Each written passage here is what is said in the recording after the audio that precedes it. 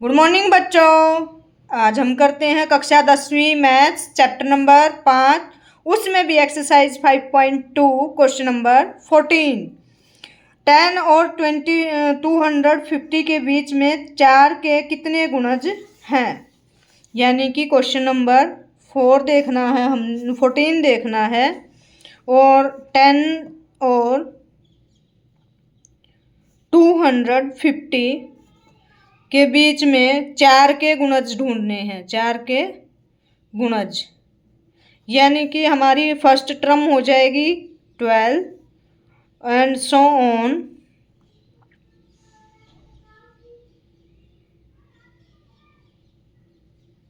Last वाली बनेगी हमारी 250।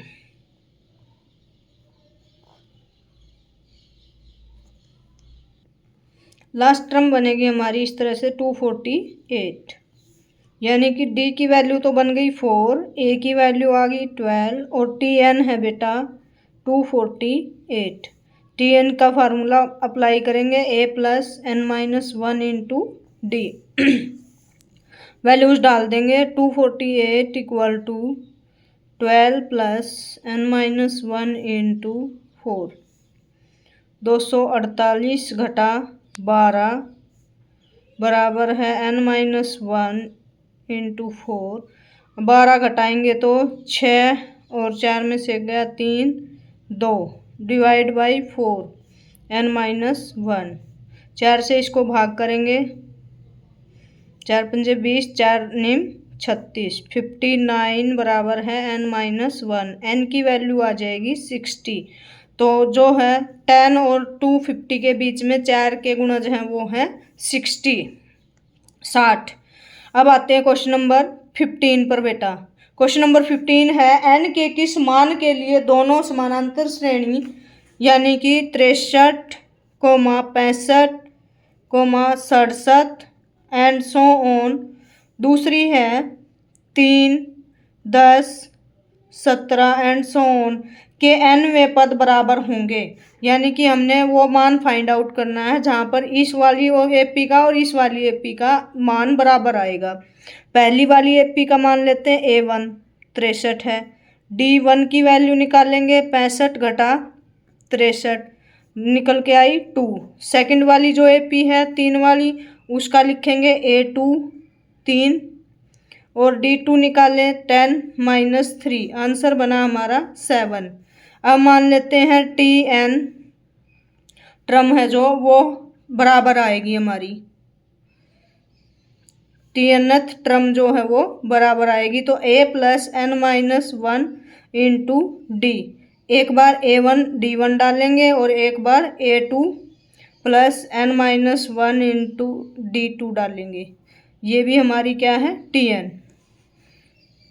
वैल्यूज पुट करते हैं 63 जमा एन माइनस 1 D1 है 2 और इधर से वैल्यू पुट करेंगे तो 3 जमा एन माइनस 1 D2 है 7। अब क्या लिया था हमने TN बराबर है TN, तो वैल्यूज पुट कर देते हैं, बराबर ले लेते हैं इनको बराबर लेंगे तो हमारा क्या आएगा देखो 63 जमा एन माइनस 1 इंटू 2 बराबर है 3 जमा N minus 1 into 7।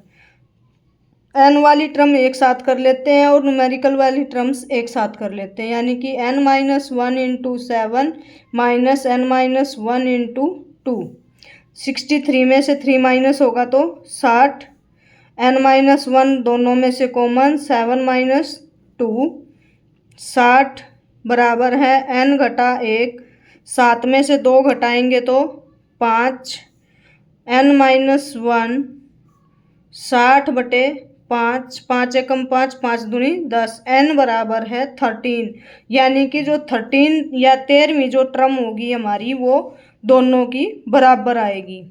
Question number 16 है वह एपी ज्ञात कीजिए जिसका तीसरा पद 16 है, जिसका तीसरा पद 16 है और 7वां पद यानी कि T7 5वें पद से 12 अधिक है, 5वें पद से 12 अधिक है, यानी कि T7 माइनस के T5 कितना है 12। T3 की वैल्यू पुट करते हैं, a प्लस 2d बराबर है 16। इस वाली इक्वेशन में वैल्यूज पुट करते हैं, a plus 6d minus a minus 4d बराबर है 12। a से a कैंसिल आउट हो जाएगा, 6d में से 4d माइनस करोगे तो बेटा 2d बराबर है 12। d की वैल्यू निकालेंगे तो 12/2 कैंसिल आउट होके 6, यानी कि d की वैल्यू आ गई हमारी 6। और इधर हम फिर d की वैल्यू पुट कर देंगे, 2 × 6 बराबर है 16। a बराबर है 16 घटा 6 दूनी 12।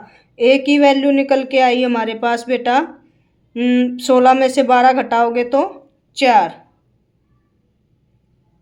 इस तरह से AP लिखेंगे। अब हम इन्होंने क्या पूछा है, AP ज्ञात करनी है। AP ज्ञात करेंगे तो 4 में फिर 6 जोड़ेंगे तो 10 में फिर 6 जोड़ेंगे तो 16 में फिर 6 जोड़ेंगे तो 22। इस तरह से कंटिन्यू चलती जाएगी। ये है हमारी required AP। Question number 17। Question number 17 में है बेटा 3, 8, 13 एंड सो ऑन 253 में अंतिम पद से 20वां पद ज्ञात करना। पहले हम क्या करेंगे, n ज्ञात करेंगे, T53।